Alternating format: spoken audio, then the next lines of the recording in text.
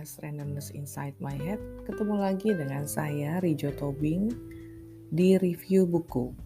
Kali ini saya akan mengulas buku puisi masih sama dari M. Aan Mansur yang berjudul Tidak Ada New York Hari Ini, terbitan tahun 2016. Sebelumnya saya pengen bilang kalau membaca buku puisi bagi saya adalah ibarat duduk di bangku taman bersama seorang kawan. Mata memandang lurus ke depan untuk menikmati pemandangan, sambil telinga mendengarkan percakapan demi percakapan yang dibuka. Semua dimulai dengan sapaan apa kabar, semuanya. Lalu dilanjutkan dengan pembicaraan yang mendalam. Saya mengalami ini, apakah kamu mengalaminya juga? Saya berpendapat begini, kira-kira apa pendapat kamu? Saya merasakan ini, saya ingin tahu apakah kamu pernah merasakannya, dan seterusnya.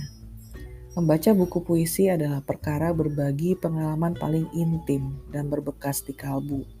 Untayan kata mungkin tidak bermakna dan tidak terlihat indah jika tidak ada sekelebatan peristiwa, seuntai kejadian latar belakang yang sama-sama dialami oleh si pencipta dan pembaca puisi.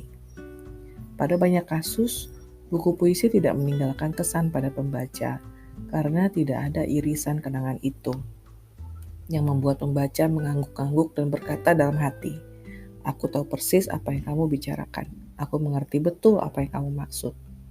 Buku kumpulan puisi karya M. Aan Mansur yang berjudul Tidak Ada New York Hari Ini adalah buku kumpulan puisi pertama yang saya baca sampai habis. Baca sebanyak 2 kali dan baca dalam 2 bahasa, Indonesia dan Inggris. Pada banyak fragmen, saya mengerti perasaan yang ingin disampaikan oleh M. Aan Mansur. Pada semua bait, saya menangkap satu perasaan yang terkubur dalam, disampaikan dengan romantis dan disimpan rapat kembali, karena ia terlalu menyakitkan. Rindu. Itulah perasaan yang saya tangkap dari buku setebal 81 halaman, untuk bait demi bait yang ditulis dan kemudian diterjemahkan pada halaman sesudahnya. Dari ratusan baris dan mungkin ribuan kata, hanya ada satu frasa yang menohok hati saya. Kau yang panas di kening, kau yang dingin di kenang. Bukankah itu kerinduan yang ketika mampir ke pikiran membuat semua roda gigi yang sudah lama membeku di otak seperti mendapat minyak baru untuk kembali berjalan, bergesekan, dan berirama. Dari energi kembali ke energi. Energi tidak pernah hilang. Ia hanya berubah bentuk dari satu bentuk ke bentuk lainnya. Dari energi rindu timbullah energi panas. Ketika roda gigi memori di kening itu kembali berputar, mengingatkan apa yang sudah lampau dan menimbulkan penyesalan akan apa yang mungkin tapi mustahil. Akan tetapi, bukankah manusia makhluk yang berakal panjang tapi beringatan pendek, yang suka mengenang tapi mudah melupakan? Bukankah kerinduan yang meluap-luap dan yang menggebu-gebu di benak, yang membelit hati seperti tanaman rambat dan menimbulkan panas yang menghangatkan, seiring berjalannya waktu akan mendingin?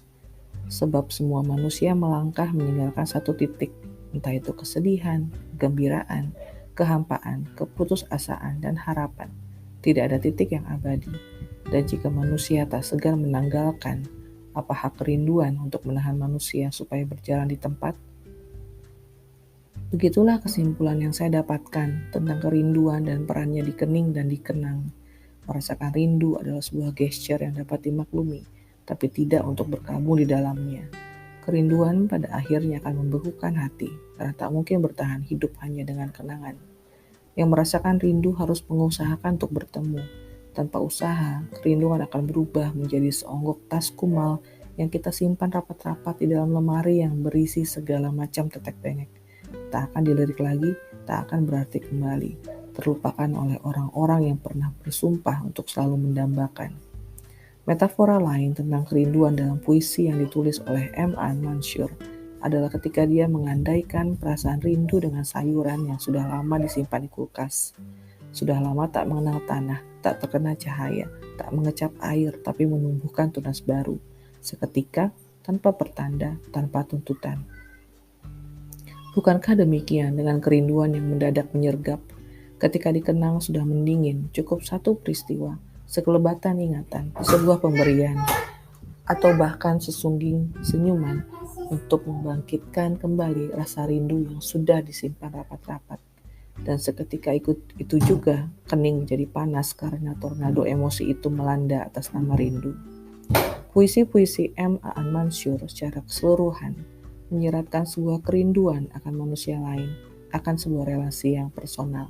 Ini bukan hanya tentang cinta dan romansa. Di dalam puisinya yang mengambil lokasi di samping jendela pesawat terbang atau di sebuah kafe, sosok yang melantunkan baris demi baris puisi adalah sosok yang menantikan kehadiran sosok lain yang akan datang untuk berbagi waktu atau berbagi hal lain di samping itu. Saya sangat menyukai buku ini, meskipun saya tidak selalu mengerti apa yang M. Aan Mansur ingin sampaikan. Seperti yang saya tulis di awal narasi ini, membaca dan memahami puisi adalah perkara menemukan irisan pengalaman antara dia sebagai pencipta dan saya sebagai pembaca puisi. Dan di dalam dialog itu tidak ada pemaksaan apalagi penghakiman. Yang ada hanyalah pembukaan wawasan dan penerimaan bahwa jika saya tidak mengalami yang dia alami, itu pun adalah sebuah keniscayaan. Saking saya sangat menyukai buku ini, saya melanjutkan membaca buku M. Aan Mansur yang lain yang berjudul Mengapa Luka Tidak Memakan Pisau. Saya baru sampai pada halaman ke-50 ketika paket berlangganan saya habis. Buku ini terasa lebih personal bagi saya karena mempercakapkan banyak hal tentang pasangan hidup, anak-anak, dan orang tua. Sebuah topik yang sangat melekat di hati saya, yang merupakan sumber inspirasi yang tak ada habisnya bagi tulisan-tulisan saya. Satu pertanyaan terakhir bagi diri sendiri, dan kamu pun boleh menjawabnya. Apakah baru-baru ini ada yang singgah di kening kamu yang membuat kenangmu kembali menggeliat? Saya ingin tahu. Komentarmu bisa kamu kirim ke email randomness.insight.myhead@gmail.com. Sampai ketemu lagi. Terima kasih.